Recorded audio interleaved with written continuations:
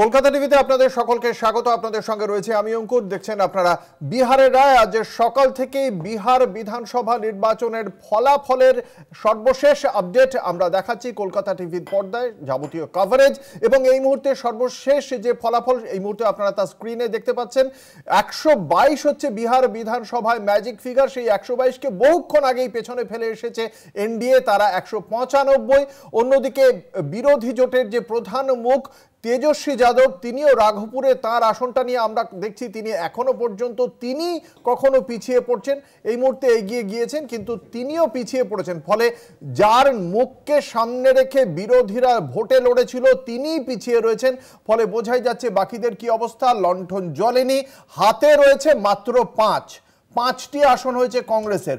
বরং কংগ্রেসের থেকে রেজাল্ট বেটার করেছে সিপিআই এমএল, তারা 6টি আসন পেয়েছে। কংগ্রেস আগেও আমরা দেখেছিলাম 70টি আসনে লড়াই করে তারা 17টিতে জিতেছিল।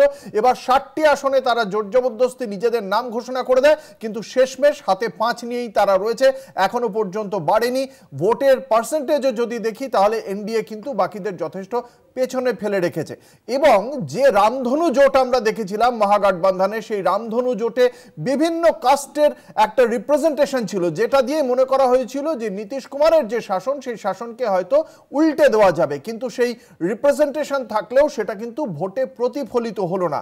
এবং যে নীতিশ কুমারের ভাবমূর্তিকে নিয়ে এত কটাক্ষ করা হয়েছিল বিরোধী শিবিরের পক্ষ থেকে, সেই নীতিশ কুমার কিন্তু যাবতীয় অ্যান্টি ইনকামবেন্সি বা প্রাতিষ্ঠানিক বিরোধিতাকে পেছনে ফেলে আবারও স্বমহিমায় বিরাজ করছেন।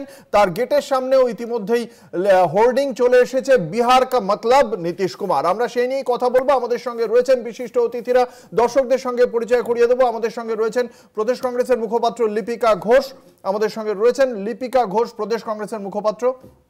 তার সঙ্গে রয়েছেন রাজ্য বিজেপির মুখপাত্র সুপ্রিয় ঘোষ, আমাদের সঙ্গে রয়েছেন সিপিআইএমএল এর নেতা অতনু চক্রবর্তী এবং রয়েছেন রাজনৈতিক বিশ্লেষক ভাস্কর সিংহ রায়। আপনাদের সকলকেই কলকাতা টিভির পক্ষ থেকে স্বাগত জানাই। একদম প্রথমেই যে বিষয়টি আমরা যেটা মানে চর্চায় উঠে আসছে, কেন এই 20 বছর ধরে এই শাসনে থাকা সত্ত্বেও কোনো প্রাতিষ্ঠানিক বিরোধিতা বা অ্যান্টি ইনকামবেন্সি ফ্যাক্টর কাজ করেনি, এবারেও কাজ করলো না নীতিশ কুমারের বিরুদ্ধে। আমি প্রথমে আসবো রাজনৈতিক বিশ্লেষক ভাস্কর সিংহ রায়ের কাছে। কি মনে হয়?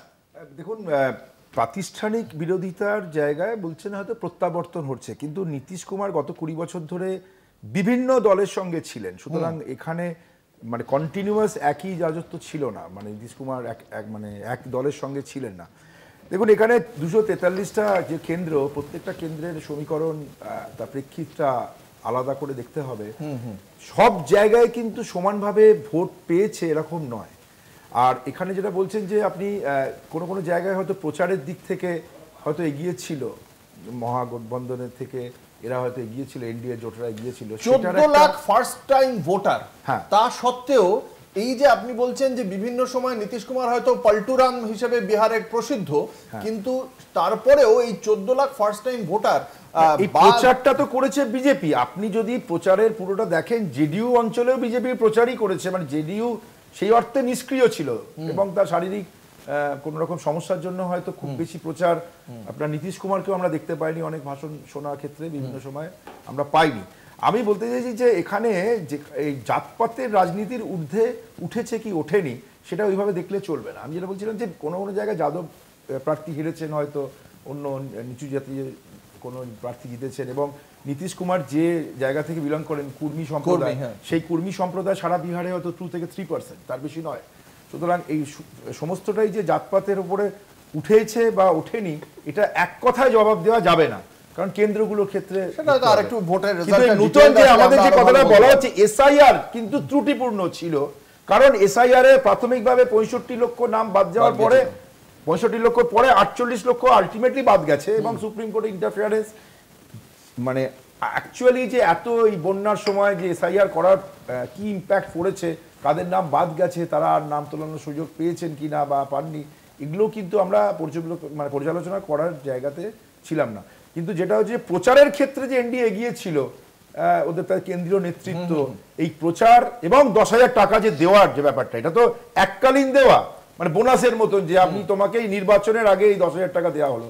এগুলো মহিলাদের এবং ভোট 67% বেশি ভোট পড়েছে। মহিলাদের অ্যালিওর করার ক্ষেত্রে 10,000 টাকা সেটার কিছু কাজ করেছে, তার থেকে কিছু কম ঘোষণা করেননি এই তেজস্বী যাদব। প্রত্যেক ঘর থেকে চাকরির ঘোষণা করেছিলেন, কিন্তু সেই ঘোষণা হয়তো শেষ পর্যন্ত বিশ্বাসযোগ্য ঠেকেনি। কংগ্রেসের ফলাফলটা একটু এই বর্তমান বিহারের যে বাজেট রয়েছে সেই বাজেটের 4 গুণ যদি হয় তাহলে সম্ভবত ওই তেজস্বী যাদবের সবকটি প্রতিশ্রুতি পালিত হবে। 12 লক্ষ কোটি টাকার বাজেট করতে হবে, তাহলে সেই জন্যই সম্ভবত বিশ্বাসযোগ্য মনে হয়নি।